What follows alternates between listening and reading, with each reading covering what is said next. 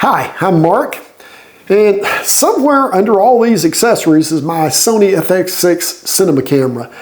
It's taken longer than I expected, but I think I'm finally happy with the way this build has come together. The FX6 is an amazing camera right out of the box. The base unit without anything attached is fairly lightweight, and it's pretty nimble for handheld shooting. So why did I feel the need to spend all this money to make it heavy and somewhat cumbersome? Better yet, have I taken a Ferrari and turned it into a dump truck? Keep that in mind as we go over everything. So what is all this stuff I have going on here? This Sony monitor that comes with the camera gets some negative press, but I think it works really well with just the stripped down base. If it was any larger, I think it'd be disproportionate. But for a lot of situations, it is just too small. More often than not, I need to be able to see a monitor from in front of the camera. And this Sony 3.5 inch is usually just too far away for that. So adding a monitor was the driving motivation behind this build. I looked at a few options, but settled on this Atomos Ninja 5 pretty quickly. I'm pretty happy with that decision so far. In fact, since I've gotten used to working with it, it's hard to imagine working without it. At first, I didn't place too much importance on the external recording capability, but now that's also gotten to be a normal part of my workflow. I had hoped that I could completely do away with this Sony monitor by outputting the menus to the Ninja screen. But switching back and forth between the Ninja and the Sony menus just didn't work for me. So one of the biggest challenges I've had was how and where to mount this Ninja monitor onto the camera. I've seen some setups where the monitor is mounted on the back of the handle, and I played around with that for a while, but it was really awkward for me.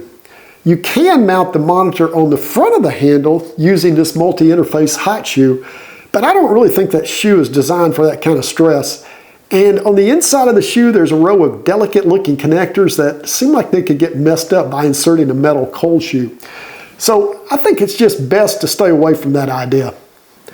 I spent a fair amount of time looking at how to mount everything onto the camera. I tried brackets, rods, and all sorts of connectors, and I just wasn't finding anything I was getting excited about.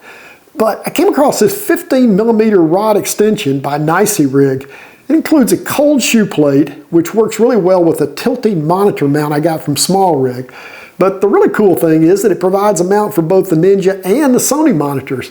And here's the great part. I can flip both monitors 180 degrees without really taking anything apart. Mounting both of these monitors on one side gets it out of the way of the Shotgun Mic.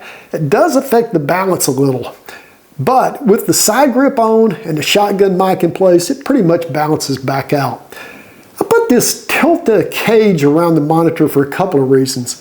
There's a clamp over the HDMI port that keeps it from being pulled out. And the whole cage adds protection without really adding much noticeable weight.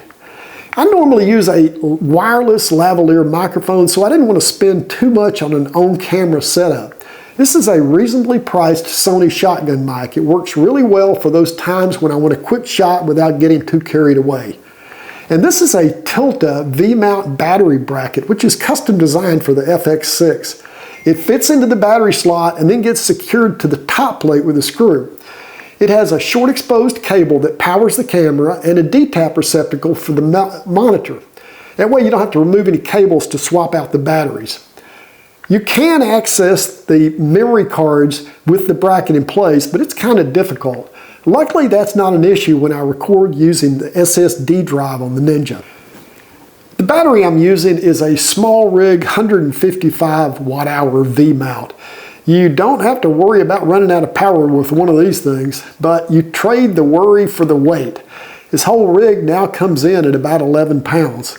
It isn't light, but the good news is all that weight makes my shots a lot smoother. When it comes to cables, how they're routed is something I'm really picky about. I'm pretty happy with the way this came together. The Ninja power cable is able to be coiled around the HDMI cable, and that combination makes it firm enough so that it stays in place all on its own. It's away from my grip and it doesn't cover any of the controls. This setup works great for handheld shooting, but the reality is most of what I do is either tripod or crane mounted. The good news is that for those situations, this setup works just as well. All I need to do is add a Tilta base plate and I'm ready to go. In fact, because it doesn't add much weight and it does give some protection, I usually just keep it attached. When I need a wireless mic, this is the setup I use. The FX6 doesn't have 3.5mm mic receptors. So I use a splitter to connect it to the XLR inputs. Well, there we go, my FX6 setup. Have I turned a Ferrari into a dump truck? I can't lie, this thing is a beast for handheld shooting. But having a monitor this large is a whole different ballgame.